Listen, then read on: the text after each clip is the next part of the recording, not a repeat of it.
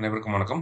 இன்னைக்கு ஹிந்தி நியூஸ் பேப்பர்ல என்ன இம்பார்ட்டன்ட் நியூஸஸ் இருக்கு அப்படிங்கிறத பார்ப்போம். முதல்ல பார்த்தீங்க அப்படின்னா, நமக்கு prime minister to inaugurate new Pamban rail bridge across public meets on April 6 அப்படின்னு சொல்லி குடுத்திருக்காங்க.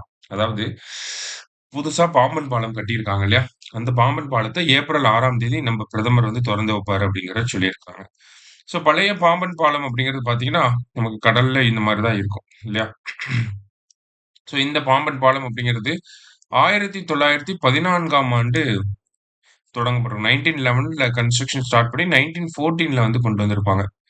ஸோ இந்தியாவிலேயே இருக்கக்கூடிய 2 கடல் பாலங்கள்ல பார்த்தீங்கன்னா, ஐ மீன் இருக்கிற கடல் பாலங்கள்லயே 2வது பெரிய கடல் பாலமாக இருக்கிறது தான் இந்த பாம்பன் பிரிட்ஜ். ஃபர்ஸ்ட் பார்த்தீங்கன்னா, மும்பைல இருக்கக்கூடிய கடல் பாலம். மும்பை டூ ஊர்லி லிங்க் அப்படின்னு சொல்லுவாங்க.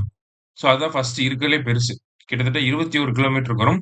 அடுத்தது நம்மளோட பாம்பன் பிரிட்ஜ் பார்த்தீங்கன்னா, 2.2 கிலோமீட்டர்ஸ்க்கு இருக்கும். சரிங்களா? ஸோ 1914ல ஃபர்ஸ்ட் சி பிரிட்ஜா வந்திருக்கும். இப்ப பார்த்தோம்னா, நமக்கு இந்த பிரிட்ஜோட அமைப்ப அப்படியே மாத்தியிருக்காங்க.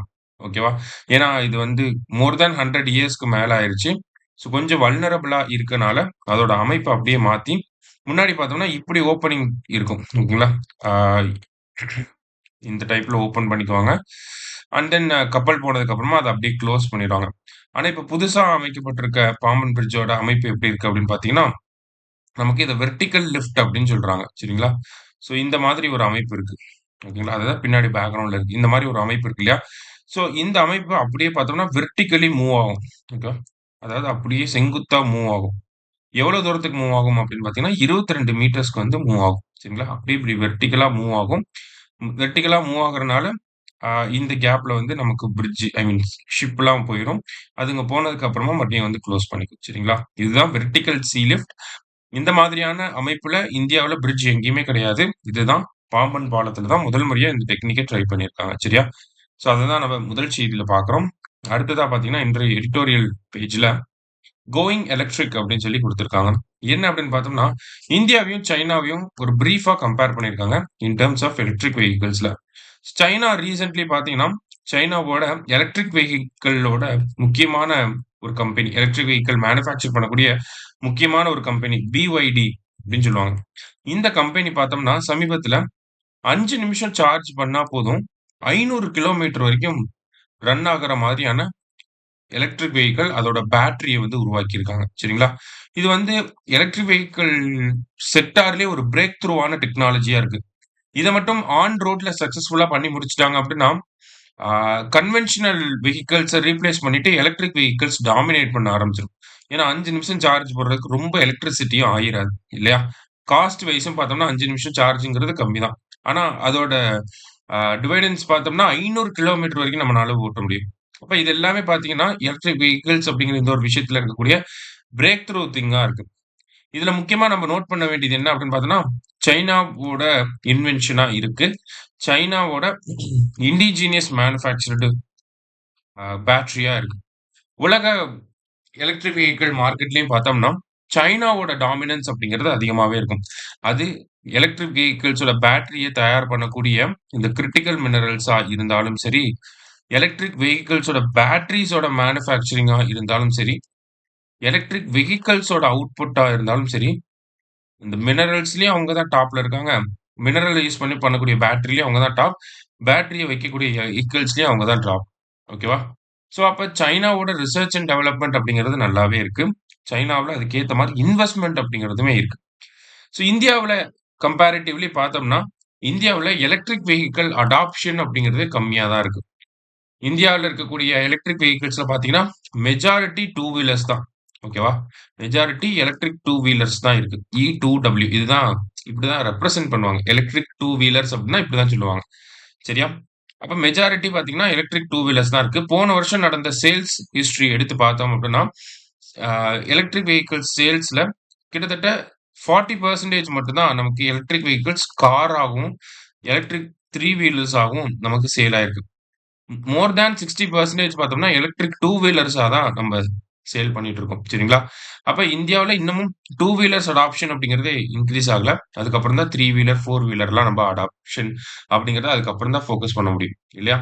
ஸோ ரீசென்ட்டா கவர்ன்மென்ட்டும் என்ன பண்றாங்க அப்படின்னா, இந்தியால இந்த டூ வீலர் எலக்ட்ரிக் வெஹிக்கிள்ஸோட அடாப்ஷன் கம்மியா இருக்கிறதுக்கு என்ன ரீசன்ஸ்லாம் இருக்கு அப்படிங்கிறத பார்த்தோம்னா, நமக்கு ஒண்ணு high cost, high initial cost ஓகேங்களா?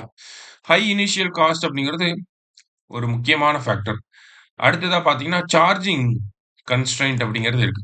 ஓகேங்களா? சார்ஜிங் கன்ஸ்ட்ரெயின்ட்ஸ் வந்து இருக்க தான் செய்யுது. பேட்டரி ப்ராப்ளம்ஸ் அப்படிங்கிறது வந்துட்டே தான் இருக்கு. எலக்ட்ரிக் வெஹிக்கிள்ஸ்ல. எரர் ஃப்ரீயா இல்லாம இருக்கிறது. இந்த பேட்டரி பிரச்சனை வருது, அந்த பிரச்சனை வருது. ஏதாவது சொல்லிட்டே இருக்காங்க. எலக்ட்ரிக் வெஹிக்கிள்ஸ் நெருப்புல எரிஞ்சு போறதெல்லாம் நம்ம பார்த்துருவோம். திடீர்னு எரிய ஆரம்பிச்சுரும். ஃபயர் ஷார்ட் சர்க்யூட்டிங்னால ஏற்படக்கூடிய ஃபயர். அப்ப பேட்டரி டெக்னாலஜியவே நம்ம இன்னும் மாஸ்டர் பண்ணாம தான் இருக்கோம். அதனால தான் இந்த ஃபயர்லாம் வருது. ஆ அன்னேம்டு எரர்ஸ் எல்லாமே வருது. சரிங்களா? அதையும் தாண்டி பார்க்குறப்ப நமக்கு காஸ்ட் ப்ராப்ளம், மெயின்டனன்ஸ் ப்ராப்ளம், நமக்கு வரக்கூடிய எலக்ட்ரிசிட்டி பில் அதிகமாயிரும் மேபி.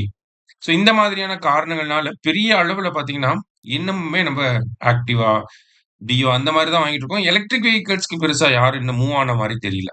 ஓகேவா? ஸோ இந்தியாவுல எலக்ட்ரிக் வெஹிக்கிள் அடாப்ஷன் இன்கிரீஸ் பண்ணணும் அப்டின்னா, அதுக்கு அரசாங்க தரப்புல ஒரு சில இன்டர்வென்ஷன் அப்டிங்கிறத பண்ணணும். அந்த வகையில பார்த்தோம்னா, ஜிஎஸ்டி கம்மி பண்ணி குடுத்துருக்காங்க. எலக்ட்ரிக் வெஹிக்கிள்ஸ் பேட்டரீஸ்க்கு வந்து ஜிஎஸ்டி கம்மியா இருக்கு. இந்த மாதிரி ஒரு சில விஷயங்கள் பண்றாங்க. அந்த வகையில ரீசென்ட்டா என்ன பண்ணியிருக்காங்க அப்டின்னு பார்த்தோம்னா, நமக்கு இந்த எலக்ட்ரிக் வெஹிக்கிள்ஸோட பேட்டரீஸ் அண்ட் தென் நார்மலா எலக்ட்ரிக் வெஹிக்கிள்ஸோட பேட்டரீஸ், எலக்ட்ரிக் வெஹிக்கிள்ஸோட காம்போனன்ட்ஸ் சிலவற்றெல்லாம் இருக்கும் இல்லையா? ஸோ அந்த மாரியான விஷயங்களுக்கெல்லாம் வந்து இம்போர்ட் டியூட்டி அப்படிங்கிறதுலருந்து விலக்கு அளிச்சிருக்காங்க. ஓகேவா? எக்ஸம்ஷன் அப்படிங்கிறத குடுத்துருக்காங்க. இம்போர்ட் டியூட்டி அப்படின்னா, அந்த காம்போனன்ட்ஸ் இந்தியாவுக்குள்ள இறக்குமதி ஆகுறப்ப, இறக்குமதி வரி அப்படிங்கிறத செலுத்தணும். ஸோ அது வேண்டாம் அப்படிங்கிறத சொல்லியிருக்காங்க. அதே மாரி மொபைல் ஃபோன் பேட்டரீஸ ரெடி பண்ணக்கூடிய 28 ஐட்டங்களுக்கும் பார்த்தீங்கன்னா, நமக்கு எக்ஸம்ஷன் அப்படிங்கிறத குடுத்துருக்காங்க. சரியா? ஸோ எக்ஸம்ஷன் குடுக்கறனால இம்போர்ட் டியூட்டீஸ்லேருந்து எக்ஸம்ஷன் குடுக்கறனால எப்படி நமக்கு எலக்ட்ரிக் வெஹிக்கிளோட அடாப்ஷன் இன்கிரீஸ் ஆகும் அப்படின்னு பார்த்தோம்னா, அதுக்கு ஒரு இன்டைரக்ட் ரிலேஷன் இருக்கு. இம்போர்ட் டியூட்டீஸ் கம்மியாகுது அப்படிங்கிறப்ப, அந்த ஓவரால் வெஹிக்கிளோட பிரைஸும் வந்து நமக்கு கம்மியாகும்.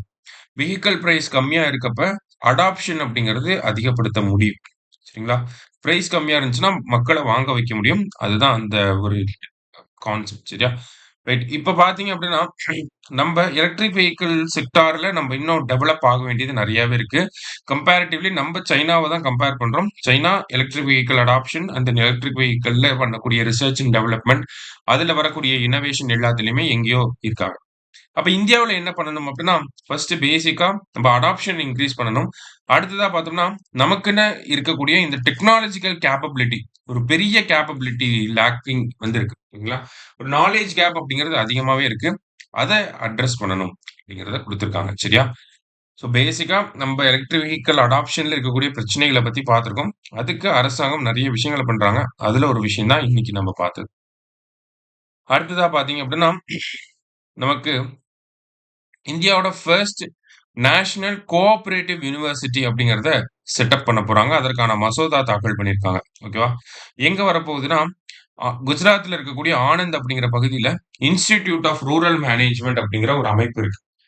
ஸோ இந்த அமைப்போட வளாகத்துல இந்த கேம்பஸ்ல தான் பார்த்தீங்கன்னா, நமக்கு திரிபுவன் சகாரி யுனிவர்சிட்டி அப்படிங்கிற ஒரு யுனிவர்சிட்டி வரப்போகுது. அதற்கான மசோதாவ தான் நேத்து தாக்கல் பண்ணியிருக்காங்க. திரிபுவன் சஹ்காரி யுனிவர்சிட்டி. ஓகேங்களா? ஸோ இது வந்து இந்தியாவோட முதல் கூட்டுறவு பல்கலைக்கழகமாக இருக்க போது. மத்த கூட்டுறவு நிறுவனங்களுக்கு எல்லாமே ட்ரெய்னிங் இந்த மாரியான ஃபெசிலிட்டீஸ், அ கோஆப்பரேட்டிவ் இதுல படிக்கக்கூடிய கோர்சஸ், கோஆப்பரேட்டிவ்ல பிஹெச்டி டிகிரி இதெல்லாம் வந்து ஆஃபர் பண்ண போறாங்க. சரியா? இந்த திரிபுவன் சர்க்காரி யுனிவர்சிட்டில. திரிபுவன் காசாபாய் பட்டேல் இந்த பேர சில பேர் கேள்விப்பட்டிருக்கலாம். திரிபுவன் காசாபாய் பட்டேல்.